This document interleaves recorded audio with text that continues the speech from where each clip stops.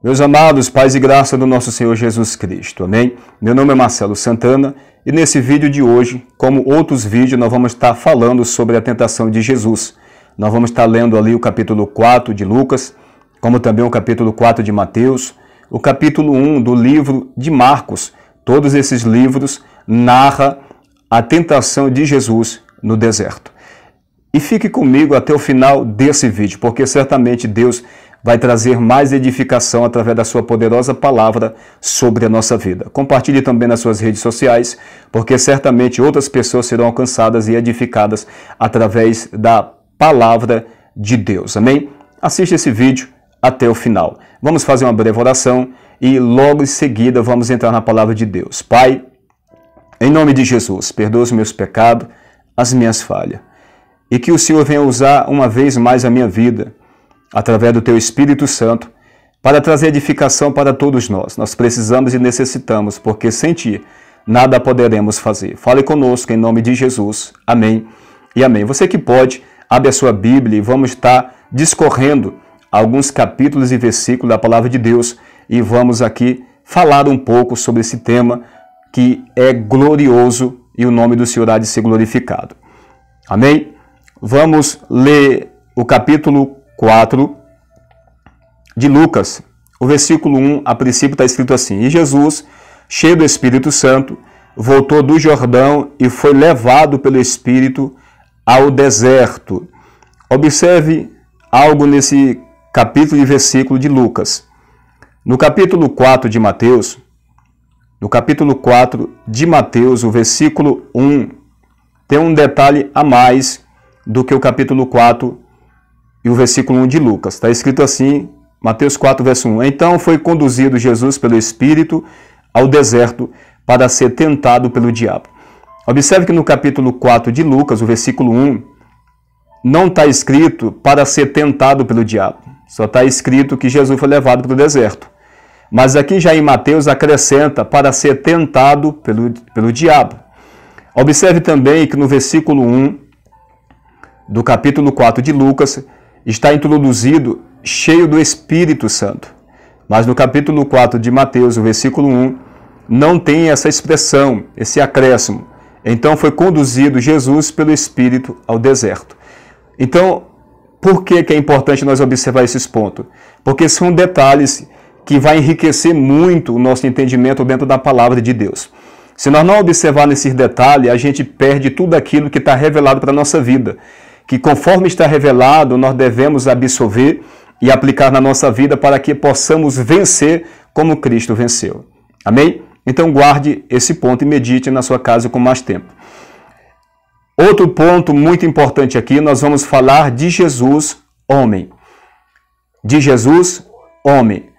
Jesus, como homem, ele venceu o mundo. Ele venceu o pecado como homem. E como homem, ele se submeteu à vontade de Deus. Vamos ler aqui rapidamente o capítulo 2, a partir do versículo 5 de Filipenses. Jesus venceu como homem. Está escrito assim, Filipenses capítulo 2, verso 5 diante. De sorte que haja em vós o mesmo sentimento que houve também em Cristo Jesus. Verso 6, que sendo em forma de Deus, não teve por usurpação ser igual a Deus. Verso 7, mas esvaziou-se a si mesmo, tomando a forma de servo, fazendo-se semelhante aos homens. Observa o versículo 7.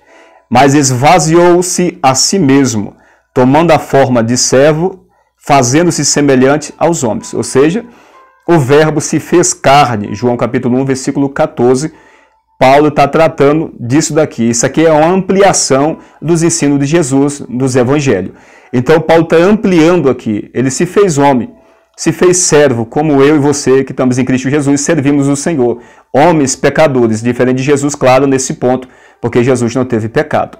Amém? Então, ele venceu como homem. Vamos continuar a leitura. E achado na forma de homem, Jesus homem, humilhou-se a si mesmo. O que Jesus ensinou? Que os humilhados serão exaltados. Quando Jesus fala que os humilhados serão exaltados e os exaltados serão humilhados, ele não está falando de uma humilhação humana, quando uma pessoa humilha outra pessoa com palavras, com atitude, usa do seu poder para humilhar o seu irmão. Não, Jesus não está falando desse tipo de humilhação. Jesus está falando da humilhação do homem para com Deus, ou seja, é quando o homem reconhece a sua dependência de Deus e que sem Ele a pessoa entende que não pode vencer na vida, que não é nada, que não pode ser alguma coisa. Por quê? Porque Deus é o Criador e nós somos a criatura. Então, obviamente, a criatura não pode ser maior ou mais ou igual ao seu Criador. A criatura, já está dizendo, é criatura, é um ser criado, então depende do Criador. Amém? Então devemos entender quando a Bíblia diz os humilhados. Não é os que serão humilhados, é o que se humilha a si mesmo. A maior dificuldade que temos é de humilhar o nosso orgulho, a nossa soberba, o nosso eu. A nossa natureza ela é exaltada por si mesmo. Então nós, por intermédio de Jesus e a ação do seu Espírito, devemos humilhar a nós mesmos, reconhecendo o nosso pecado, a nossa miséria pecaminosa e que nós necessitamos.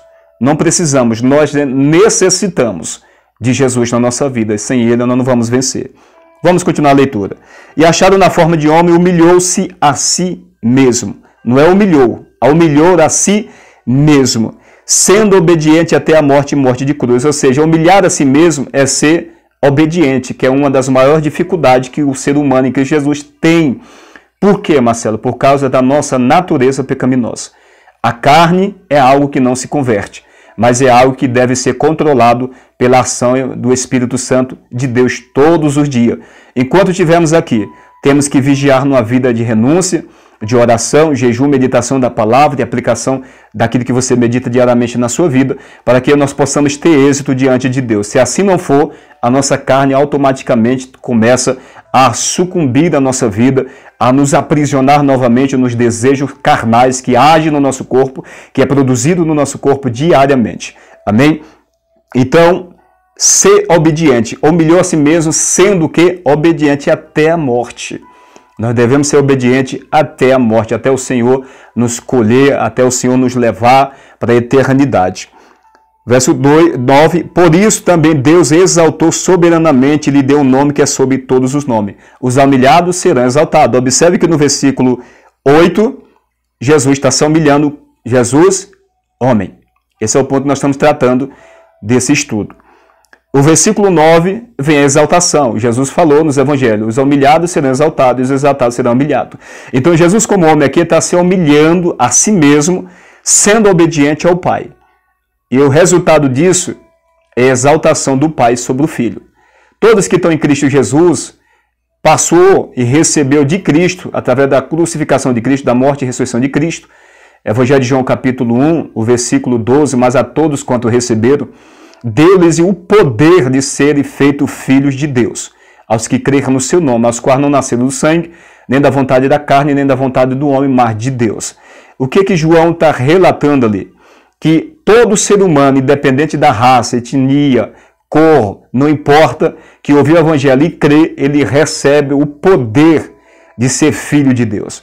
E esse poder que nós recebemos é através da fé em Cristo Jesus. Que quando nós ouvimos a palavra, o próprio Espírito de Deus atua no coração do homem, gerando arrependimento e fazendo nós entender que nós necessitamos do sacrifício do Filho de Deus, por isso ele morreu pela humanidade. E que sem esse sacrifício nós não podemos ser aceitos diante do Criador. Somente através da morte de Jesus, de receber esta graça que já foi dada, foi derramada sobre a humanidade. Então, nós recebemos o poder. Por quê? Porque nós cremos. Nós cremos e o poder vem sobre nós, que é a presença do Espírito de Deus, que é a glória de Deus, é o revestimento de Deus, através da fé em Cristo Jesus que recebemos sobre nós. E a partir de então, nós não somos mais pessoas nascidas da carne, porque todos nós nascemos de nossos pais carnais e toda a humanidade caiu em pecado. Então, por isso, há uma necessidade de nascer de novo. O nascer de novo, observe que não é nascer, é nascer de novo. Por quê? Porque uma vez nós já nascemos, que é o nascimento físico, mas toda a humanidade está contaminada. Todo ser humano, o homem quando ele nasce, ele já nasce separado de Deus. Amém? Mas observe que no caso da criança, esse é um ponto importante que eu quero aqui explicar, a criança até uma certa idade, enquanto ela não atinge a idade de saber o que é o bem e o que é o mal, a sua inocência responde pela sua salvação. A criança não tem pecado. Amém? Só vai ter pecado quando atingir uma idade onde a criança vai saber o que é o bem e o mal e possa rejeitar uma coisa e receber outra. No entanto, enquanto não chega esse período, a criança, a sua própria inocência, responde pela sua salvação. Mas toda a humanidade é caída. Então, por isso, todo ser humano ele precisa nascer e esse nascimento é espiritual. Amém? Assista o próximo vídeo e vamos continuar nesse tema glorioso. Creio que Deus vai continuar falando conosco.